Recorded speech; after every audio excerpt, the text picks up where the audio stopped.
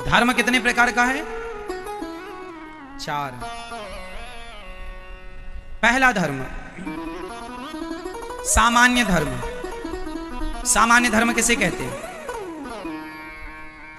जैसे भगवान राम ने अपनी माता की सेवा की, पिता की सेवा की, मातृदेवो भव, पितृदेवो भव, अतिथि देवो भव, आचार्य देवो भव का पालन किया। एक अच्छे पति बने, एक अच्छे पिता बने, एक अच्छे राजा बने। ये सामान्य धर्म है। राम जी ने सामान्य धर्म का पालन किया। एक होता है विशेष धर्म। विशेष धर्म का पालन किया है लक्ष्मण जी ने।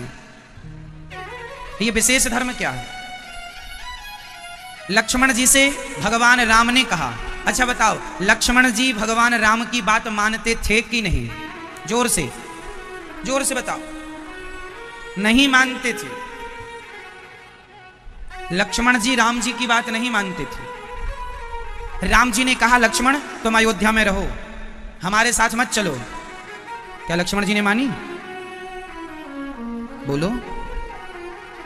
जब भरत जी चित्रकूट आए, लक्ष्मण जी गुस्सा कर रहे थे, आ गया कैकेयी का बेटा, मार डालूंगा उसे मैं, आपको मारने आ रहा है सेना लेकर। गुस्सा किया, राम जी ने शांत किया, लक्ष्मण ऐसा ना बोलो, भरत ऐसा नहीं है। क्या राम जी की बात लक्ष्मण जी ने मानी? नहीं मानी। भगवान भी कहें, ध्यान से सुनना इस बात को, भगवान आकर कहें कि अनिरुद्धाचार्य तुम मेरा नाम लेना छोड़ दो, तुम मेरा गुणगान करना छोड़ दो, तो प्रभु हम आपकी हर बात मानेंगे, पर आपको छोड़ दो ये बात आप ही कहेंगे तो आपकी ये बात हम नहीं मानेंगे। लक्ष्मण जी ने कहा कि मैं आपके साथ वनवास चलूंगा। राम जी ने कहा, नहीं पिताजी बूढ़े हैं, मां को संभालना, पिताजी को संभालना। लक्ष्मण जी बोले, ना हम नहीं संभालेंगे, हम मां बाप को संभालने नहीं आए, हम आपके संग चलेंगे। जो भगवान का साथ ना छोड़े वह श्रेष्ठ भक्त होता है, जैसे लक्ष्मण जी। जो भगवान भी कहें कि तुम हमारे साथ ना रहो, नहीं हम आपकी ये बात नहीं मानेंगे, बाकी सारी बात मानेंगे। लक्ष्मण जी ने कुछ बातें नहीं मानी राम जी। तो जो भगवान को ना छोड़े, लक्ष्मण जी ने क्या क्या छोड़ा? लक्ष्मण जी ने क्या क्या छोड़ा बताओ? क्या वनवास लक्ष्मण जी का हुआ था? उत्तर दो मेरी मां। क्या वनवास लक्ष्मण जी का हुआ था? नहीं, वनवास तो भगवान राम का हुआ था। वनवास तो लक्ष्मण जी का हुआ ही नहीं था। तो लक्ष्मण जी को 14 साल कष्ट उठाने की क्या जरूरत थी? अपने घर में आलीशान महलों में रहते। किसने कहा था कि पत्नी छोड़ दो? 14 साल के लिए अपनी पत्नी कौन छोड़ता है भैया? आजकल अपने भाई के लिए कौन अपनी पत्नी छोड़ता है? कौन सब कुछ सुख छोड़ता है अपने भाई के लिए? क्योंकि श्री लक्ष्मण जी ने अपनी माता, तात तुम्हारे मातु वैदेही, लक्ष्मण जी ने अपनी माता, अपने पिता, अपनी पत्नी, अपना सुख सब कुछ छोड़ दिया। बताओ किसके लिए? जोर से और जोर से, भगवान के लिए। जो भक्त अपना सब कुछ अपने भगवान के लिए छोड़ दे, उस भक्त से श्रेष्ठ भला कौन हो सकता? इसलिए राम जी ने सामान्य धर्म का पालन किया और लक्ष्मण जी ने विशेष धर्म का पालन किया। ये विशेष धर्म है। सब कुछ छोड़ दिए पर भगवान को, गोपियों ने भी आज परिवार छोड़ दिया, सब कुछ छोड़ दिया, पर भगवान ने कहा जाओ अपने अपने पतियों। गोपियां भी भगवान की बात नहीं मानती।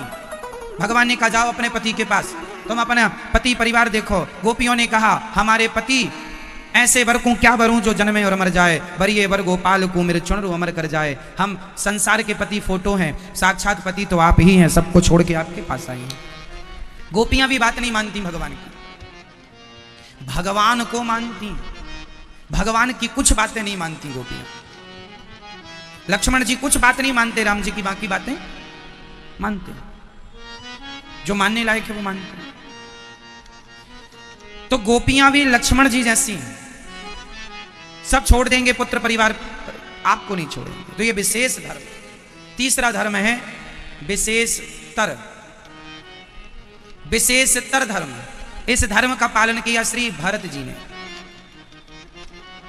ये विशेषतर धर्म क्या होता है बताओ?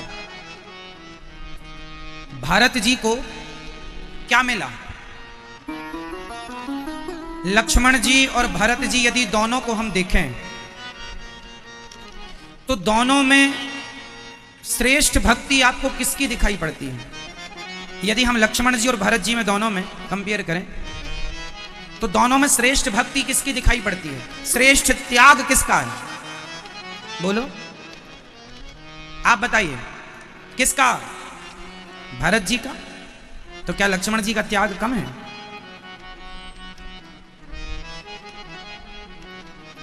लक्ष्मण जी का त्याग भी श्रेष्ठ है, पर लक्ष्मण जी से भी अधिक त्याग श्री भरत जी का। इसलिए लक्ष्मण जी से भी ऊंचे स्थान में श्री भरत जी हैं। क्यों? जबकि त्याग तो लक्ष्मण जी का दिखता है, पर लक्ष्मण जी का त्याग उनसे भी ज्यादा त्याग भरत जी का। कैसे?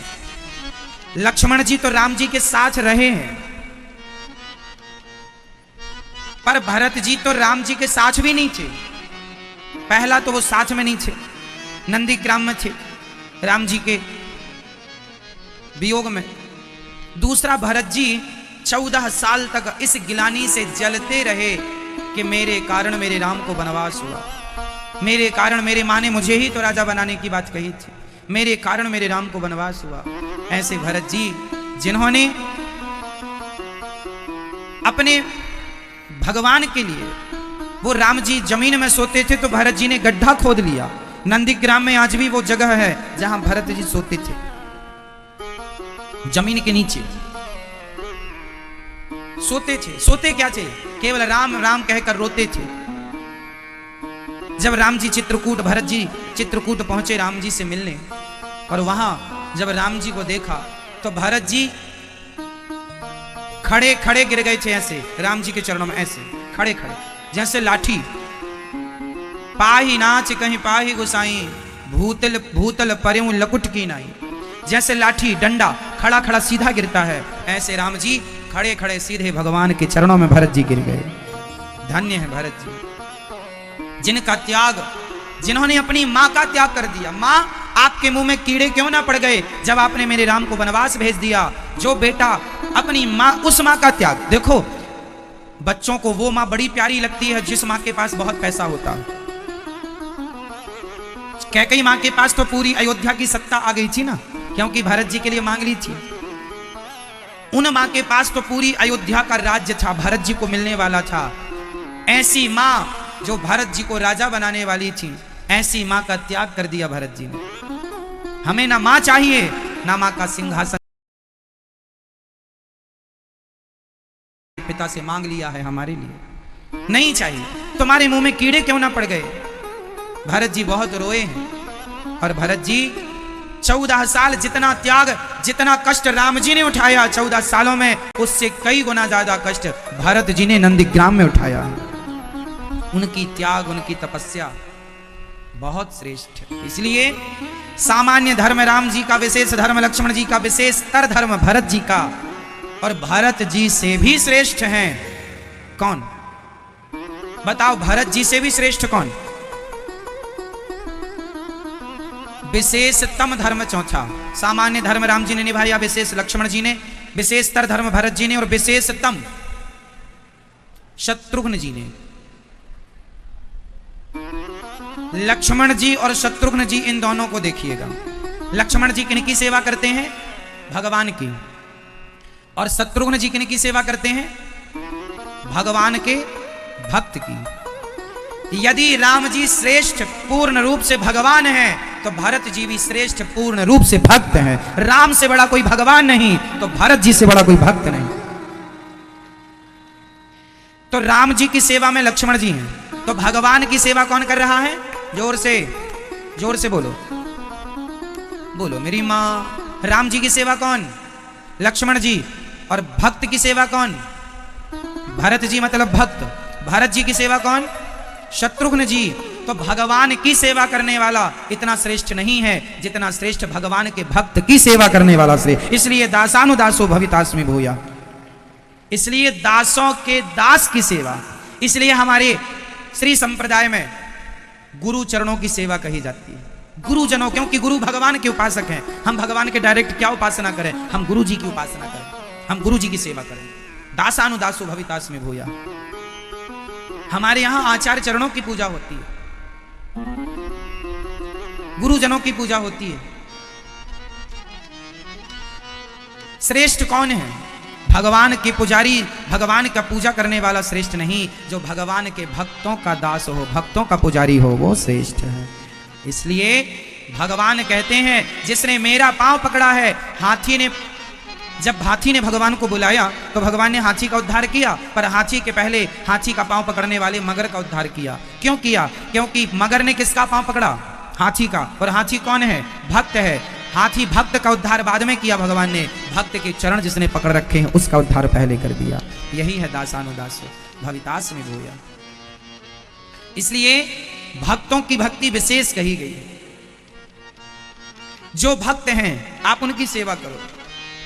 मुझे याद है कि मैं बचपन में जब छोटा सा था संतों की खूब सेवा करता था। कोई भी संत आए तो मैं उनके चरण दबाता था, उनकी जो आज्ञा हो उसका पालन करता था। वो जो कह दें वो करता। वो कहें कि मेरे कपड़े धुल दो तो कपड़े धुल देता, जो कहें आसन उठाओ आसन उठा, जो कहें करता था सेवा। क्योंकि ये संत भगवान से जुड़े हैं, दिन भर सीताराम सीताराम जपते, दिन भर भगवान का चिंतन। संतों का कोई काम नहीं है भगवान के चिंतन के सिवा। तो हम डायरेक्ट कहाँ भगवान से जुड़ेंगे? हम तो इनके चरणों की धूली माथे पे सजा लें तो हमारा कल्याण इसी में हो जाएगा।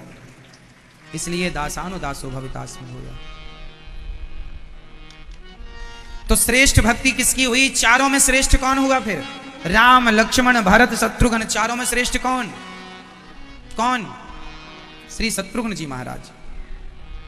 शत्रुघ्न जी पूरी रामायण में बोले कम हैं, कम बोलते हैं, वो केवल सेवा करते हैं। और सेवा भी किसकी?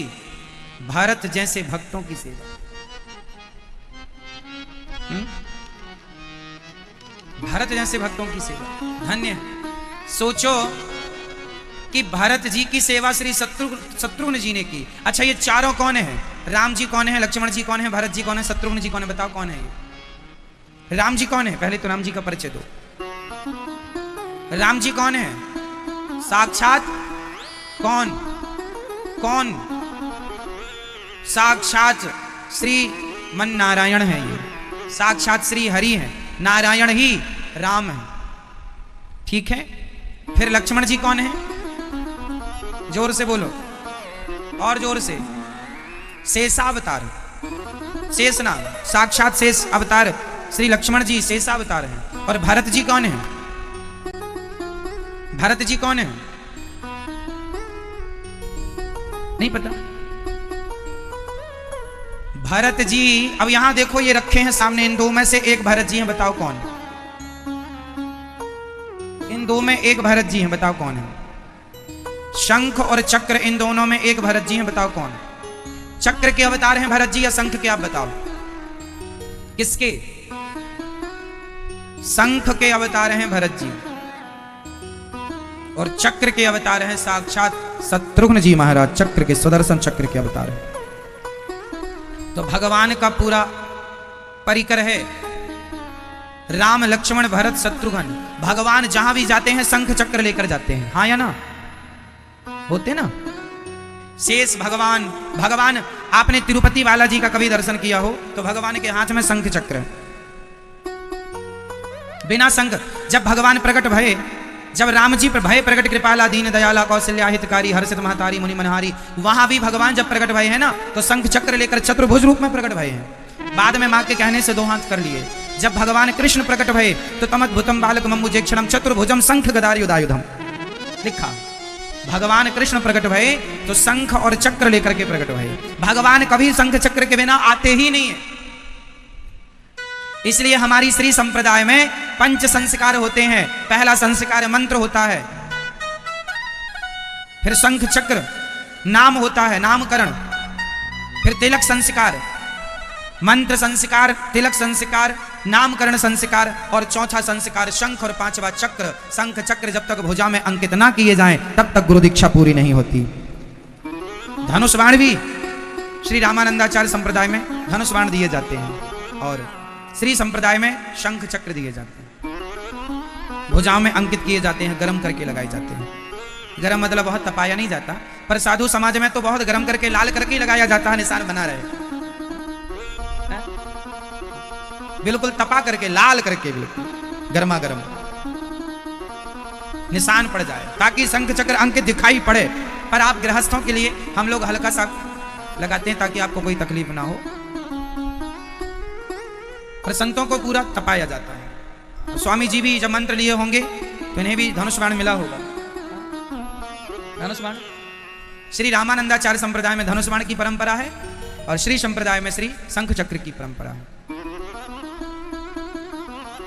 तो जब तक ये संस्कार ना हो तब तक दीक्षा पूरी नहीं होती। इसलिए आजकल तो लोगों को पता ही नहीं कि गुरु दीक्षा क्या होती है। गुरु दीक्षा तब पूरी होती है जब पंच संस्कार, स्वामी जी के भी पंच संस्कार हुए होंगे। स्वामी जी ने जो तिलक लगाया है, ये तिलक स्वामी जी को इनके गुरु जी ने प्रदान किया होगा।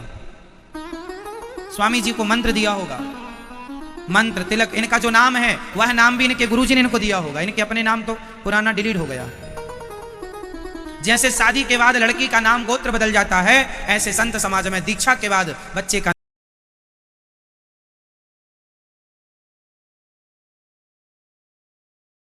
समाज में दीक्षा के बाद बच्चे का नाम गोत्र सब बदल जाता है। अब तू गुरु का चेला है, इस नाम से जाना जाएगा, है ना। ये दास अनिरुद्ध, हमारा नाम भी पहले कुछ और था।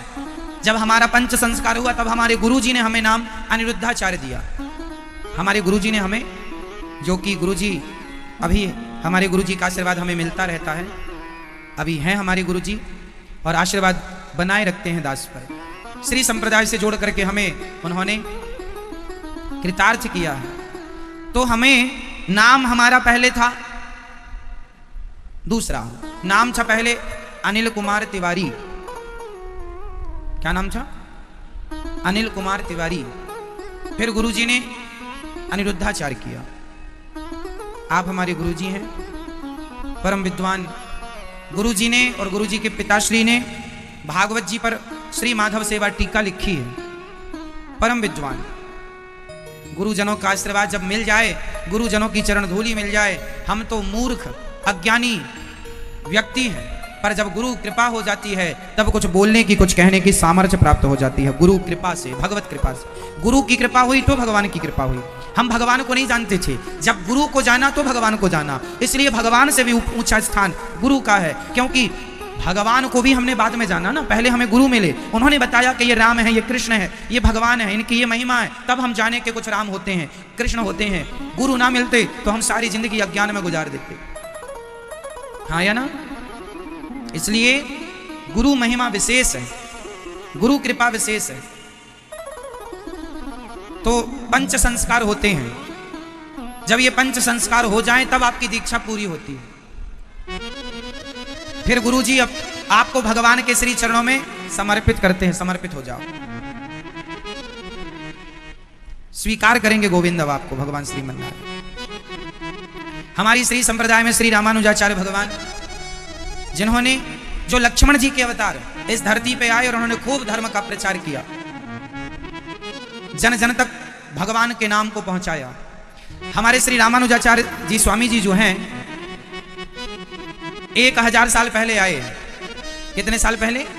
लगभग 1000 साल पहले। और स्वामी रामानुजाचार्य जी जब जाने लगे, उनका शरीर पूरा हुआ, तो भगवान रंगनाथ जी बोले कि मेरे रामानुजाचार्य को मत ले जाओ। आप आश्चर्य मानेंगे, आज के साइंस के युग में ये बात मैं बोल रहा हूं। बताओ, किसी का मरा हुआ शरीर आप कितने दिन संभाल के रख सकते हैं? दिन, 2 दिन, 4 दिन, 10 दिन, और ज्यादा क्या।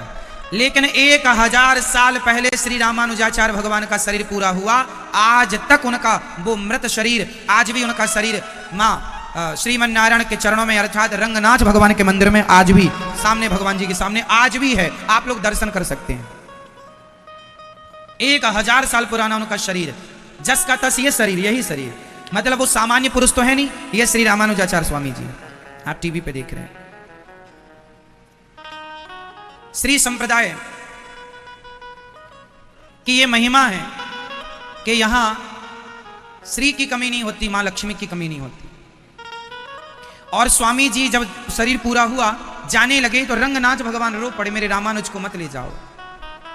आज भी मंदिर के पास गोदावरी नदी है। दक्षिण भारत में आपने सुना होगा रंगनाथ, गोस्वामी तुलसीदास जी ने रामचरितमानस में भी रंगनाथ भगवान का बार बार वर मांगहूं हरस देहु श्री रंग पद सरोजन पायनी भक्ति सदा सत्संग। श्री रंगनाथ भगवान, रंगनाथ भगवान को जानते हैं ना आप लोग? रंगनाथ भगवान वो लेटे हुए हैं, वो क्षीर सागर में मानो शेष भगवान के ऊपर श्री रंगनाथ भगवान, ऐसे रंगनाथ भगवान। कभी आप गए हो तिरुपति बालाजी गए होंगे ना? नहीं गए? तिरुपति बालाजी से लगभग 300 किलोमीटर की दूरी पर रंगनाथ भगवान का मंदिर है, कभी जाइएगा तो दर्शन कीजिए रंगनाथ भगवान का। तो ये रंगनाथ भगवान का पावन दर्शन आप करें। और स्वामी जी का शरीर आज भी बिल्कुल, उनकी आंखें दिखाई पड़ती हैं, उनका शरीर जस का तस। 1000 साल हो गए इस बात। बस प्रिय भक्तों, तो ये श्री संप्रदाय इतनी श्रेष्ठ संप्रदाय है। रामानंदाचार्य संप्रदाय को भी श्री संप्रदाय ही कहा जाता है। श्री रामानंदाचार्य संप्रदाय को भी श्री संप्रदाय ही कहा जाता है। तो श्री संप्रदाय में विशेष बहुत आचार्य हुए हैं, पर 2 विशेष आचार्य श्री रामानुजाचार्य जी, श्री रामानंदाचार्य जी, ऐसे महापुरुषों की भूमि रही है ये हमारी भारत भूमि, जहां साक्षात राम ही श्री रामानंदाचार्य स्वामी जी के रूप में प्रकट भए हैं और श्री लक्ष्मण जी ही श्री रामानुजाचार्य स्वामी जी के रूप में प्रकट भए। तो ऐसी विशेष परंपराएं और संप्रदाय अनादि जब से सृष्टि बनी है तब से ये श्री संप्रदाय है। माता लक्ष्मी जी से शुरू हुई श्री संप्रदाय। पहली आचार्य हैं हमारी माता लक्ष्मी। लक्ष्मी जी से नाम, लक्ष्मी जी के नाम से ही संप्रदाय का नाम श्री संप्रदाय पड़ा। श्री मीन्स लक्ष्मी जी, श्री मतलब सीता, श्री मतलब राधा, श्री मतलब माता लक्ष्मी। ऐसी पावन संप्रदाय आज भी हमारे हृदय को आह्लादित करती हैं और ऐसे महापुरुषों के चरणों के नीचे बैठ करके कुछ कहने सुनने का अवसर मिलता रहता। तो कहने का अर्थ यही है, हमारे भारत में विशेष 4 संप्रदाय हैं वैष्णवों की। श्री संप्रदाय, श्री निम्बार्क संप्रदाय, फिर निम्बार्क की अलग अलग, फिर और श्री निम्बार्काचार्य जी स्वामी जी हुए हैं जो सुदर्शन भगवान के अवतार हैं। और श्री संप्रदाय, श्री निम्बार्क संप्रदाय। इसके बाद श्री विष्णु स्वामी जी हुए हैं जिन्होंने खूब धर्म का प्रचार किया है। रामानुजम श्री, फिर मध्वाचार्य संप्रदाय विष्णु स्वामी जी, और रुद्र संप्रदाय जिसे निम्बार्काचार्य संप्रदाय, विष्णु स्वामी जी की संप्रदाय, और श्री मध्वाचार्य जी। ऐसे महापुरुष, फिर इनकी अलग अलग फिर और शाखाएं भक्तों ने अपने अपने ढंग से। श्री वल्लभाचार्य जी हुए हैं जिनके बारे में कहा जाता है कि जहां से वो गुजर जाते थे वहां का पूरा, उनके गुजरने मात्र से, उनके शरीर के वाइब्रेशन से पूरा क्षेत्र भक्तिमय हो जाया करता था। उनके शरीर की पॉजिटिविटी इतनी थी, जहां बैठ जाते थे वहां का 2-4-10 किलोमीटर के एरिया में भक्ति, ऐसे जैसे कोरोना का एक मरीज जहां बैठ जाए तो 4 को कोरोना में बना दे, ऐसे ही ऐसे महापुरुष थे, जहां बैठ जाएं वहां सैकड़ों लोग दर्शन मात्र से भक्त हो जाते थे। कुछ कहना नहीं पड़ता था, सिर्फ दर्शन कर लें तो भक्त हो जाए। ऐसी महापुरुषों की बातें क्या क्या कहें हम आपसे।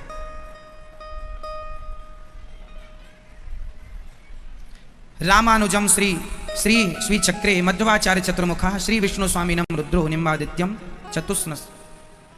चतुस्सना। जो कहने का अर्थ ये है कि ये सब कलयुग की बातें हैं। कलयुग में ही इन महापुरुषों का जन्म हुआ जिन्होंने धरती में आकर के पुनः अपने अपने ढंग से, फिर श्री आद्य शंकराचार्य जी आए। आद्य शंकराचार्य जी ने बौद्धों को शास्त्रार्थ में पराजित करके पुनः धर्म की स्थापना की। आद्य शंकराचार्य जी आए। आद्य शंकराचार्य जी ने बौद्धों को शास्त्रार्थ में पराजित करके पुनः धर्म की स्थापना की। श्री ऐसे महापुरुष जिन्होंने 4 मठों की स्थापना की, शंकराचार्य 4 शंकराचार्य जी की स्थापना की। ऐसे महापुरुषों के सभी आचार्य चरणों में दास बारंबार नमस्कार करता। जितने भी हमारे आचार्य हैं सबके श्री चरणों बारंबार नमस्कार, बारंबार नमस्कार। प्रिय भक्तों, कहने का तात्पर्य यह हुआ कि गोपियां सब कुछ छोड़ के गोविंद की शरण में आई हैं और मुझे लगता है